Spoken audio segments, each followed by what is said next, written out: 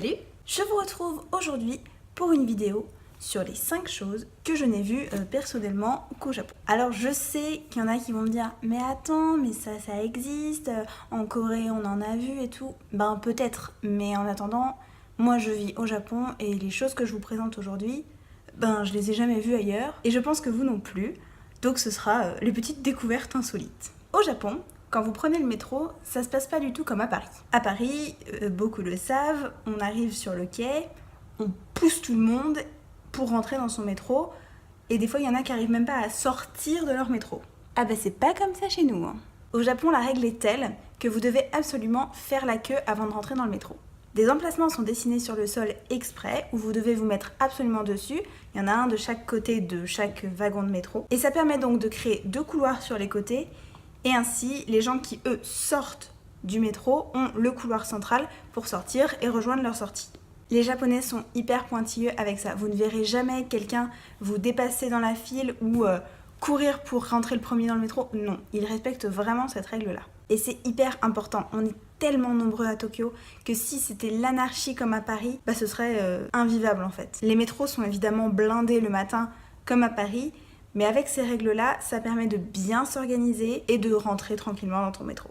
En restant sur ce point numéro 1, il y a quelque chose aussi d'assez étrange dans le métro. Je suis absolument pas sûre pour ce point qu'il y ait une loi ou une règle, mais il est très mal vu de faire du bruit dans le métro. La première fois, on a été assez étonnés, mais il règne presque un silence religieux dans le métro. Les gens sont très respectueux, ça on le sait, mais du coup ça passe aussi par le silence. Chacun a ses écouteurs, vous verrez jamais un jeune avec de la musique à fond ou même quelqu'un téléphoner, c'est rarissime. Ça m'est arrivé une fois de téléphoner pendant que je prenais le métro et je peux vous dire que j'ai écourté l'appel au maximum vu les regards des autres. Deuxième point, typiquement japonais, les taxis. J'ai dû prendre le taxi 2-3 fois en rentrant de babysitting un peu tard et j'ai remarqué quelque chose d'assez étrange. Quand vous attrapez un taxi, donc vous l'appelez, vous levez la main, il arrive et là le chauffeur ne descend pas du taxi. C'est-à-dire que la porte s'ouvre toute seule.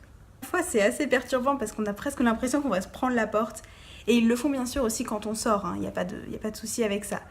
Mais ça surprend les premières fois. Voilà, mais ça fonctionne plutôt bien et ça permet de monter rapidement dans le taxi. Il n'y a pas vraiment d'endroit où ils peuvent s'arrêter, donc ils s'arrêtent sur le bord des routes. Ils vous prennent en quelques secondes et c'est plié. Troisième point, les distributions de mouchoirs. Alors ok, dit comme ça paraît un peu bizarre. Mais ici, la publicité se fait sur des emballages de mouchoirs. Il y a souvent des gens à la sortie du métro ou même dans certains magasins qui vous distribuent des petits paquets de mouchoirs où derrière il y a la publicité pour ce qu'ils vendent. Eh bien c'est hyper pratique. Alors déjà moi j'adore ça parce que c'est vachement pratique d'avoir des petits paquets de mouchoirs partout. Puis comme je lis pas encore bien le japonais, bah du coup j'ai pas l'impression vraiment que c'est de la pub, ça m'agresse pas. Du coup j'aime bien, je les prends tout le temps, j'aime bien. Quatrième point, les distributeurs partout. Dans tout Tokyo, vous avez des distributeurs de boissons principalement, mais de plein d'autres choses. Dans ces distributeurs, vous pouvez avoir bien sûr des boissons chaudes, froides, mais vous pouvez aussi avoir des glaces, un peu de nourriture. J'ai même entendu dire qu'on pouvait acheter des choses un peu... bon, très bizarres, je ne m'étendrai pas. Et c'est très commun de prendre des boissons comme ça dans les distributeurs. C'est pas du tout comme les distributeurs français où il y a surtout des barres chocolatées ou des chips ou des choses comme ça. Non, là il y a du thé, chaud, froid. Et c'est une habitude pour les Japonais d'attraper un café ou une boisson dans leur journée. C'est très normal. Cinquième point, les combini. Et les combini, qu'est-ce que c'est? J'ai beaucoup de mal à trouver un équivalent des combini en Europe. Mais en gros, des boutiques plus ou moins grandes qui te vendent tout ce dont tu as besoin. Ça peut aller du repas tout prêt basique, aux boissons, de la papeterie, des produits de soins, du papier toilette, bref. Tout et n'importe quoi qui peut vous être utile dans la vie de tous les jours.